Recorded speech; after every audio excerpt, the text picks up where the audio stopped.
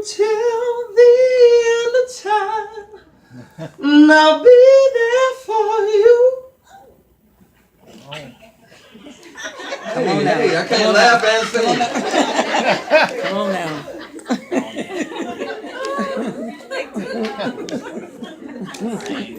I ain't taking nothing off. I would not get accosted in Barnes and Noble today.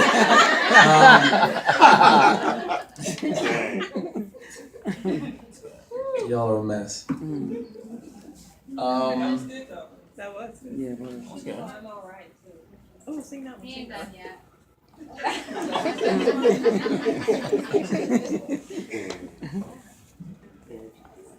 You are my heart and my mind. Truly adore you. And if God one day struck me blind, your beauty I'd still see. I'm not playing with you. Listen, I can't laugh. I don't know how to not make weird faces when I sing. Listen, you get stuck in the moment, and that's Prince. So you gotta. I can't do that if y'all keep laughing and stuff. I can't. But it was that every single night. So it was that helped me fall in love with.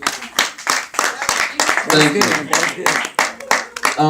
With someone whose music I was already in love with. Yes. You know, who'd already inspired me just to not try to sound like him, because my music sounds nothing like Prince or nothing like Maxwell or Stevie or Mike or people that influenced me.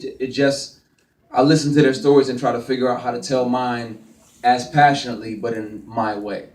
So I'm Alright was just my way of saying, like, I'm struggling, I want to give up on this career, but I'm strong enough to realize, and I got just enough faith to realize that I'm gonna make it. Yes. And that was that. I needed that song more than anybody. Well, apparently not more than anybody, but I needed it. Like I cried half the time I wrote it, and most of the time when I was recording it. Like I needed that song. So I'm sure everybody. That's why I said, at the top of the song, sometimes you got to encourage yourself. Right.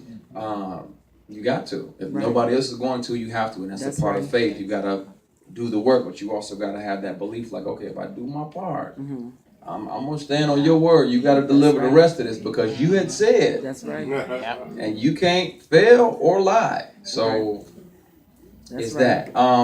Who hasn't heard the I'm Alright song? You haven't? We got to fix that. Do you have any of those apples with you that you was eating in the video? I can't. I mean, It was a long work day, and I was really hungry at that point. I'm Alright simply says, excuse me.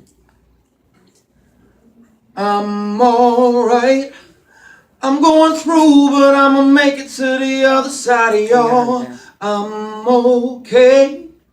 I might bend under the pressure, but I'm not gonna break. I got faith, and I'ma keep on believing and dreaming I can do anything. Oh, I'm alright. That's right. And I'm gonna make it. That's right. That's right. Thank you. I needed that. Yeah. I didn't know he was going to use it to bless other people. I knew that I needed that in my life. So it's like sometimes when we who said it yesterday? Stevie said it in an interview talking about Prince yesterday. He said, don't let fear put your dreams back to sleep. Sometimes we'll be afraid to like step out. And I know I had been doing, some sexy stuff, some sexy songs and this, that, and the other, and some relationship songs. And I was like, they're not going to respect this, me singing an inspirational song. But God kept tapping me on the shoulder and on the head, like, bro, I gave you a song. I put something on you. Hey, I'm trying to talk to you. And I was so glad I did it. I was so glad I listened and got out the way. So, some of that is just us getting out the way. Right. Yes, ma'am. I went to Pan African to see Man and Phoebe. Oh, boy. Will there be another way?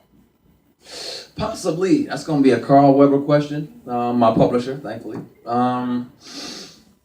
Possibly. I know this summer, late this summer or early this fall, the Preacher's Son.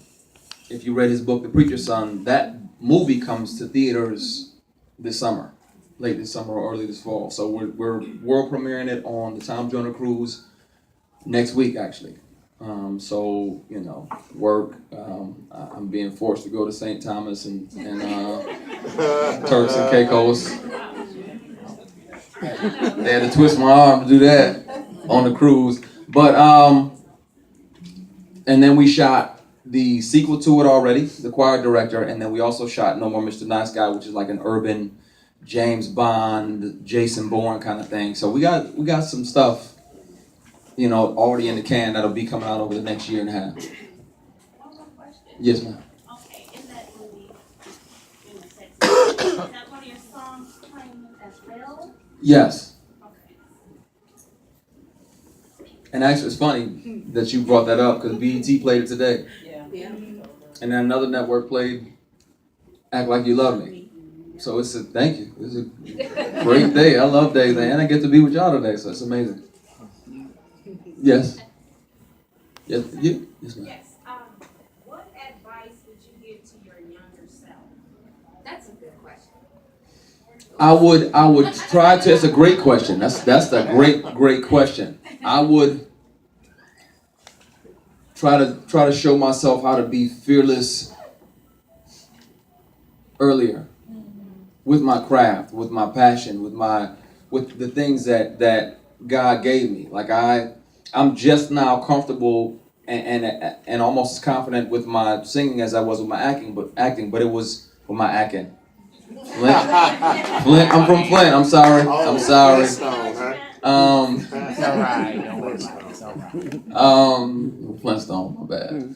But just being transparent with you guys, it took a long time, and then thankfully, long time before the tour with Brian and Vivica, that play, I got comfortable with what I could do and what I couldn't do. And that's where there was no pressure. Like people kept like, you singing against Brian McKnight every night. No, I'm staying in my lane. You're not gonna out Brian McKnight. Right. You're not gonna out sing Brian McKnight. I'm not. That's right. I'm gonna accentuate whatever I can. I'm gonna play with whatever tricks and tools that I've learned vocally, and I'm gonna stay in my lane. And that's why there was no pressure at all, and it felt good and it felt comfortable every single night. So it was just a matter of doing that. So I would tell my younger self, or try to show my younger self, how wonderful it feels to be fearless and transparent and just go for what you love and let the chips fall where they may. As long as you're responsible and you put in the work, it has to at least be pretty damn good, if not incredible.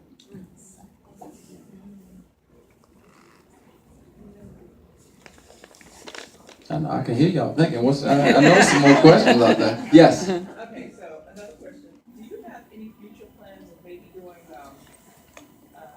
like a concert in an intimate setting, just singing, I would love to, actually. It's been a minute. It's actually the last time I was singing on a regular basis was probably that tour, the Cheaper to Keeper tour. So I would love to set up something and maybe, do some of the new songs. I just finished the blues joint. I just finished about 3 or 4 other songs and another inspirational song.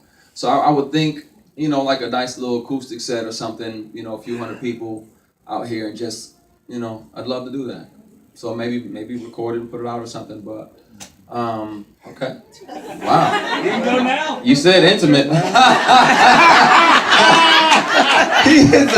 I can't. He's good. This guy is great.